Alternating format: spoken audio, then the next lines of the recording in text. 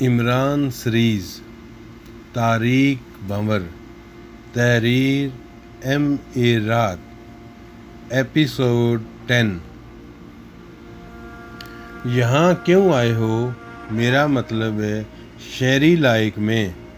سر، ایک سیمینار میں شرکت کے لیے آئے ہوئے ہیں۔ سیمینار کہاں ہو رہا ہے؟ یہی کولمبو میں۔ بکواس بند کرو اور یہ بتاؤ کہ وانسو پاؤ کی تلاش میں کیوں آئے تھے؟ او سر، مسٹر وانسو پاؤ ہمارے کرم فرما جولینا کے بھائی ہیں۔ کون جولینا؟ مسٹر وانسو پاؤ کی بہن۔ بکواس بند کرو اور جو حقیقت ہے وہ بتاؤ۔ اسی وقت برابر کھڑے ہوئے ایک آدمی نے کہا، سر، وانسو پاؤ کی ایک بہن یہاں موجود ہے۔ ہمیں اس کے بارے میں تفصیلات معلوم ہوئی تھیں۔ جولینا ہے اس کا نام؟ وہ اپنے ساتھی کی طرف مڑتا ہوا بولا۔ سر، نام نہیں معلوم، اس شخص نے کہا۔ اچھا ٹھیک ہے، خاموش ہو جاؤ۔ وہ پھر صفدر کی جانب متوجہ ہوا اور بولا، تو پھر جولینا یہاں موجود ہے جو وانسو پاؤ کی بہن ہے؟ سر، آپ یقین کیجئے میڈم، جولینا کئی بار پاک ایشیا کا دورہ کر چکی ہیں۔ انہوں نے اپنے بھائی وانسو پاؤ کے بارے میں ہمیں تفصیلات بتائی تھیں۔ اب بھی ہم اسی سے ملے تھے۔ مسٹر وانسو پاؤ کسی زمانے میں بڑی شہرت کے حامل رہ چکے ہیں۔ بس ہم ان سے ملنا چاہتے تھے، اور وہ بھی میڈم جولینا کے کہنے سے۔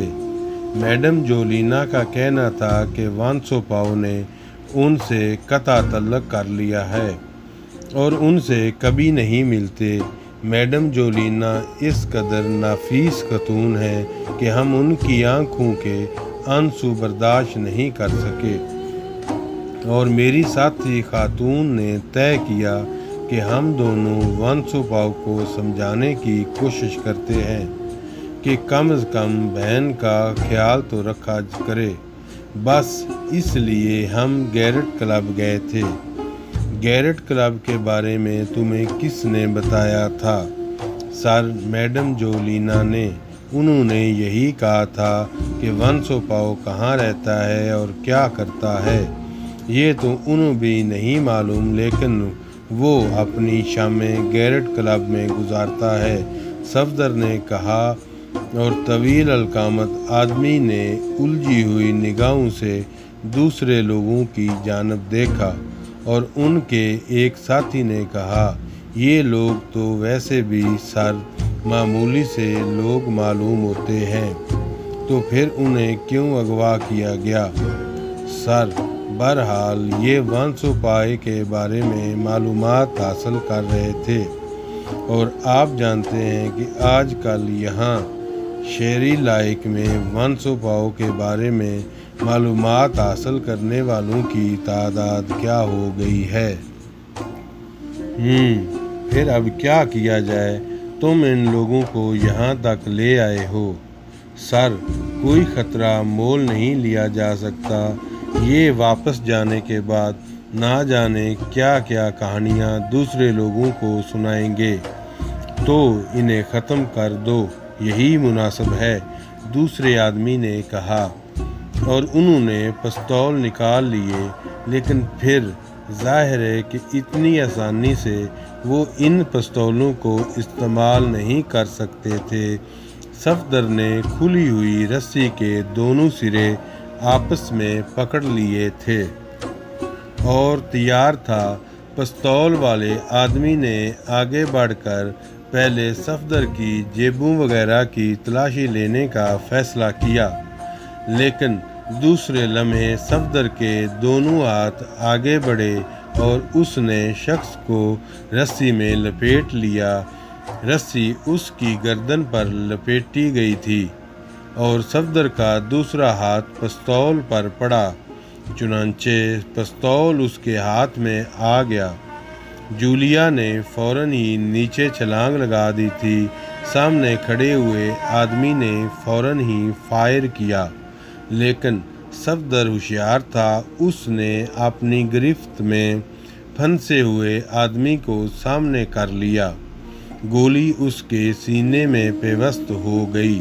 सफदर ने पूरी कुव्वत से उसकी कमर में लात रसीद की और वो पिस्तौल बरदार पर जा गिरा। लेकिन इसके साथ साथ अचानक ही बाहर से भी कार्रवाई का आगाज़ हो गया। गोलियां चलने की आवाज़ें दूसरे लोगों को दहशत ज़दा करने के लिए काफ़ी थीं। दाराज का आदमी ने कहा, भागो, लेकिन भागने के लिए दरवाज़ा ही इस्तेमाल करना था। और जैसे ही दरवाज़ा खुला, सदीकी, चौहान, नुमानी, तनवीर और खावर अंदर घुस आए। गालबन बाहर के लोगों को उन्होंने काबू में कर लिया था। इन सब के हाथों में पिस्तौल थे और तनवीर ने गुर्राती हुई आवाज़ में कहा, खबरदार, किसी ने भी जुम्बश की तो जिंदा नहीं छोड़ा जाएगा। अंदर मौजूद लोगों के हाथ बुलंद हो गए थे। सफदर ने मुस्कुराती निगाहों से जूलिया को देखा और फिर उसे सहारा देकर खड़ा कर लिया। जूलिया के चेहरे पर भी कालक लग गई थी। बहरहाल वो खड़ी हो गई और फिर वही रस्सियाँ इन लोगों के बांधने के काम आईं जिनसे उनके हाथ बांधे गए थे। सफदर ने तनवीर से कहा, बाहर कितने अफराद हैं? 5 आदमी थे, जिनमें 3 हलाक हो चुके हैं और 2 को हमने ज़ख्मी करके डाल दिया है। तनवीर ने फखरिया अंदाज में कहा, ओ माय गॉड, फिर अब क्या किया जाए? मेरी राय है कि अब इन लोगों से यही सवालात पूछे जाएं कि वंसो पाओ के बारे में किसी से पूछना इतना बड़ा जुर्म कैसे हो गया। सवाल बिल्कुल दुरुस्त है। हाँ, तो मिस्टर, सबसे पहले तुम ही इस सवाल का जवाब दोगे।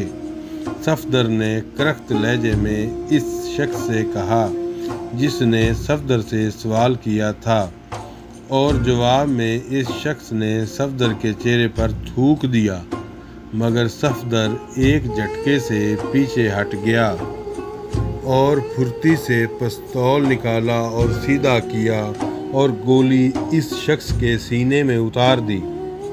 फिर दूसरी गोली उसने दूसरे आदमी की पेशानी पर मार दी, लेकिन तीसरा शख्स दहशतज़दा लहजे में चीख पड़ा, नन नन नहीं मम, मुझे नहीं, फॉर गॉड सेक मुझे नहीं, मम मैं तुम्हें सब कुछ बता दूंगा। ठीक है, सफदर दुरुस्त लहजे में बोला। इस पर वाकई कुछ जुनून ही सवार हो गया था। हाँ, तो फिर बोलो। हम लाइबीन सीक्रेट सर्विस के लोग हैं और यहाँ वंसो पाओ की तलाश में ही आए थे। ये शख्स हमारा सरबराह था और हम सिर्फ इसकी मातहती में काम कर रहे थे। बाकी सब कुछ यही जानता था, हम नहीं। और ये गैराज इसे भारे मुआवजे पर किराए पर हासिल किया गया है। बाहर जो लोग मौजूद हैं वो मकामी गुंडे हैं और हमारे लिए काम कर रहे थे। अब तुम तन्हा आ गए हो और क्या करोगे? जहन्नम में चला जाऊंगा। ठीक है, इसके हाथ बांध दिए जाएं और इसे जहन्नम में जाने का पूरा मौका दिया जाए, सफदर ने कहा। नुमानी और चौहान ने इस शख्स के हाथ बांध दिए और इसके बाद पूरी टीम वहाँ से निकल आई। तुम लोग कैसे आए हो? सफदर ने सवाल किया टैक्सियों से। असल में हमारी हालत इतनी ख़राब है कि समझ नहीं आ रहा कि क्या करें। इस वक्त तो कुछ किया जाना मुश्किल ही है, लेकिन इस सड़क पर टैक्सियां आराम से मिल जाती हैं। बाकी सवालात होटल चल कर ही किए जाएंगे। हम इससे ज़्यादा और कुछ भी तो नहीं कर सकते। बिल्कुल। और इसके बाद वो लोग गैराज से बाहर निकल आए और तादाद इतनी थी कि 2 टैक्सियों से ही काम चल सकता था। सफदर, जूलिया, तनवीर और सदीकी को एक टैक्सी में बिठा कर रवाना कर दिया गया और ये तय पाया कि टैक्सी को कहीं ऐसी जगह ले जाया जाए जहां से दूसरी टैक्सियां मिल सकें। बराह रास्त होटल जाना ख़तरनाक हो सकता है क्योंकि बहरहाल यहाँ ये लाशें दस्तयाब हो जाएंगी जिनकी तादाद काफ़ी हो गई है, इसलिए रास्ते बदल बदल कर होटल पहुँचा जाए और अपने आप को होटल में मैसूर कर लिया जाए। फिर बाकी सूरत हाल पर वहीं चलकर गुफ्तगू होगी और इस बात पर मुकम्मल तौर पर इत्तफाक हो गया।